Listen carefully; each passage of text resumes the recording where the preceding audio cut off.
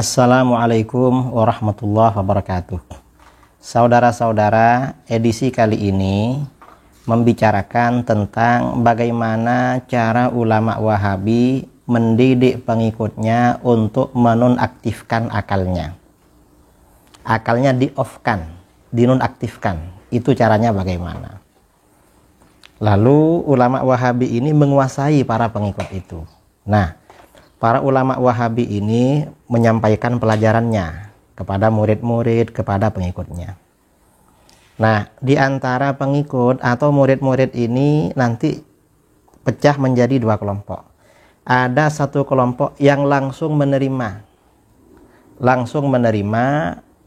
tidak merasa ganjil dengan apa yang disampaikan.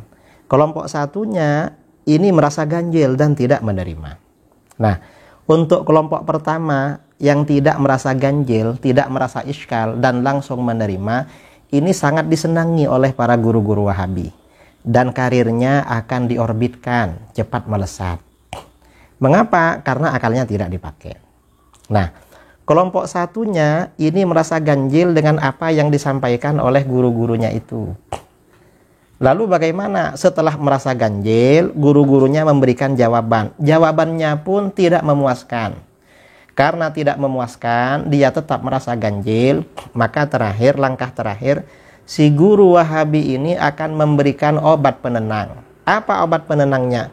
Obat penenangnya adalah si guru Wahabi itu akan berkata, hati kita harus merasa tenang, menerima, dan merasa puas. Karena ini akidah salaf. Apa yang ada di akal kita biarkan itu, tinggalkan. Maka bagaimana setelah disampaikan begitu, sebagian murid ini ada yang langsung menerima dan merasa tenang, atau mungkin dipaksa-paksakan merasa tenang itu. Nah, ini kelompok yang ini lalu meng-off-kan atau menonaktifkan akalnya. Kelompok satunya ini tidak menonaktifkan karena memang tidak menerima dan jawaban dari gurunya tidak memuaskan. Maka akhirnya bagaimana? Orang ini tetap menentang, tetap menggugat apa yang disampaikan oleh gurunya. Maka bagaimana? Orang ini pilihannya ada dua. Orang ini nanti pergi dari jamaah ini, atau kalau tidak pergi akan diusir ramai-ramai oleh kawan-kawannya. Sudah dianggap bukan golongan Salafi Wahabi.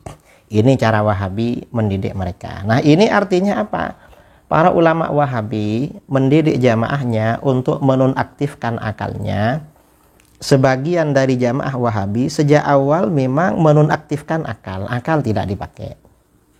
Ada sebagian akalnya diaktifkan, digunakan. Tapi di perjalanan, karena dikasih obat penenang, maka dinonaktifkan, di-off-kan lagi. Artinya sama-sama tidak dipakai seperti itu. Kalau ternyata tetap memakai akalnya, menyampaikan gugatan, keganjilan apa yang disampaikan gurunya, ada kalanya orang ini keluar sendiri atau dikeluarkan, diusir ramai-ramai oleh kawan-kawannya dan gurunya. Ini Wahabi. Dan para jamaah Wahabi ini sangat fanatik pada apa yang disampaikan oleh guru-gurunya. Kalau ada guru lain berbeda dengan pandangan guru-gurunya, maka mereka akan membela mati-matian apa yang disampaikan oleh guru-gurunya. Mereka membelanya secara fanatik karena tidak menggunakan akal. Mereka menonaktifkan akalnya. Kalau suatu saat nanti guru yang berbeda dengan gurunya ini berjumpa dalam satu pertemuan, lalu mereka ternyata bagus sekali dan perbedaan ternyata hanya kesalahpahaman saja, maka murid-murid ini langsung diam. Artinya apa? Perbedaan antara gurunya dengan guru yang lain itu bukan dilatar belakangi persoalan ilmiah.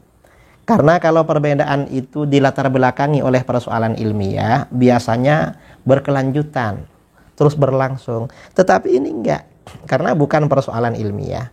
Ini saudara, cara-cara ulama Wahabi mendidik jamaahnya untuk menonaktifkan akalnya. Ini disampaikan oleh seorang mantan ulama Wahabi, Syekh Khalid bin Abdullah Bahumid Al-Ansari. Beliau ini muridnya Syekh Ibnu Utsaimin dan muridnya Syekh Muqbil Al-Wadi'i. Tapi kemudian karena beliau ini menggunakan akalnya, maka beliau keluar dari Wahabi dan menceritakan masa lalunya ketika masih Wahabi.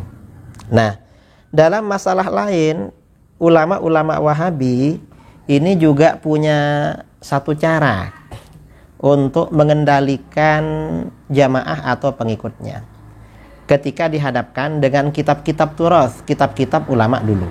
Gimana maksudnya? Ulama Wahabi ini kan mendidik para pengikutnya kalau kita ini pengikut ulama salaf, padahal bukan. Ternyata setelah Wahabi ini menerbitkan kitab-kitab ulama-ulama dulu, banyak riwayat-riwayat dari salaf di mana ajaran Wahabi bertentangan dengan riwayat itu.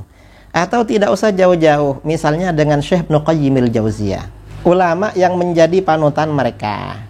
Misalnya di dalam kitabnya Syekh Ibnu Qayyim al-Jauziyah Ijtima'ul Juyush al-Islamiyah, ketika Syekh Ibnu Qayyim menyebutkan tentang keyakinan beliau yang mencintai keluarga Nabi Muhammad SAW, istri-istrinya dan para sahabatnya, lalu wa natawassalu ilallahi ta'ala bihim, kami bertawassul kepada Allah dengan mereka, dengan ahlul bait, dengan istri-istri Nabi dan para sahabat. Nah, akhirnya bagaimana? Penerbit Wahabi di Saudi Arabia melakukan tahrif terhadap kitab ini. Diganti oleh si Wahabi, wa natawassalu ilallahi ta'ala bittiba'ihim, kami bertawassul kepada Allah Ta'ala dengan mengikuti mereka, bukan dengan mereka. Ini tahrif. Mengapa ditahrif? Ini semata-mata untuk mengendalikan muridnya. Mengapa ulama Wahabi melakukan tahrif? Mereka takut digugat oleh jamaahnya, pengikutnya. Syekh, katanya kita ini ikut ulama salaf dan tawassul ini syirik. Kenapa Syekh Ibnu Qayyim ini bertawassul dengan keluarga Nabi SAW, dengan istri-istri beliau, dengan para sahabat? Ini kan syirik. Nah, agar mereka tidak digugat, tidak dipertanyakan oleh jamaahnya, maka bagaimana? Satu-satunya cara, jalan pintas yang mereka ambil, kitabnya ditahrif. Artinya apa? Tahrif, pemalsuan, distorsi terhadap kitab-kitab ulama dulu. Ini cara Wahabi untuk mudah mengendalikan pengikut dan jamaahnya. Karenanya hati-hati kita membeli kitab, khawatir penerbitnya Wahabi, walaupun kitabnya Ahlus Sunnah wal Jamaah, kadang ditahrif oleh mereka. Hati-hati, karena mereka memang ahli tahrif, ahli pemalsuan dan distorsi.